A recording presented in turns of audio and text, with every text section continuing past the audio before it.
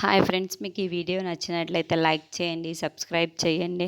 Doctor ఇంట్లో ఉన్న వాళ్ళందరి దగ్గరికి వచ్చి పేషెంట్కి ఓ పాజిటివ్ బ్లడ్ కావాలి అని చెప్పేసి అడుగుతూ ఉంటాడు. ఆ మాటలు వినగానే అక్కడున్న జోష్న అక్కడుంది ఓ పాజిటివ్ కదా, ఆ జోష్న ఇస్తే సరిపోతుంది అని అందరు అనుకుంటూ ఉంటారు.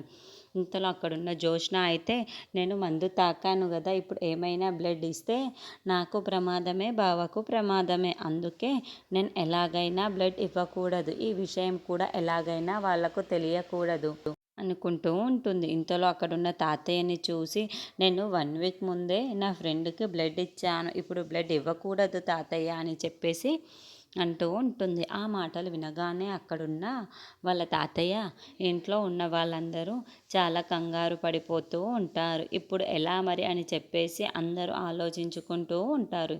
ఇంతలో అక్కడున్న దీప అయితే, మీరేమీ బాధపడకండి, నాది కూడా అదే బ్లడ్ గ్రూపు, నేను ఇస్తాను కార్తీక్ బావకు, తీసుకోండి అని చెప్పేసి అంటూ ఉంటుంది. ఆ మాటలు వినగానే ఇంట్లో ఉన్న వాళ్ళందరూ చాలా సంతోషిస్తూ ఉంటారు. ఇంతలో దీపని డాక్టర్ అయితే తీసుకువెళ్ళి బ్లడ్ ఇవ్వమ్మా అని చెప్పేసి అంటూ ఉంటాడు. ఇంతలో అక్కడున్న దీప మాత్రం, డాక్టర్ బాబు కోసం ఏదైనా చేయడానికి నేను రెడీ ఉన్నాను అని చెప్పేసి తన బ్లడ్ని అయితే కార్తీక్కి ఇస్తూ ఉంటుంది.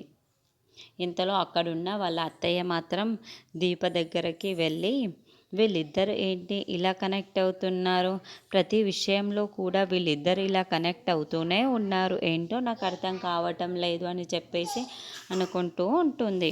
ఇంతలో అక్కడున్న కార్తీక్ వాళ్ళ అమ్మ అయితే చాలా బాధపడుతూ ఉంటుంది. నా కొడుకు ఇలా జరగడం ఏంటి, కార్తీక్ కార్తీక్ అని చెప్పేసి చాలా ఏడుస్తూ ఉంటుంది. అది చూడగానే అక్కడున్న జోష్న వాళ్ళ అమ్మ అయితే, ఊరుకో వదినా, అంతా మంచే జరుగుతుంది, మనకేమీ జరగదు, కార్తీక్ మంచివాడు కాబట్టి తనకేమీ జరగదు, మళ్ళీ కోలుకుంటాడు ఖచ్చితంగా అని చెప్పేసి అంటూ ఉంటుంది. ఆ మాటలు వినగానే అక్కడున్న వాళ్ళ అమ్మ మాత్రం, డాక్టర్ వచ్చి చెప్తేనే నేను నమ్మగలను అని చెప్పేసి అంటూ ఉంటుంది.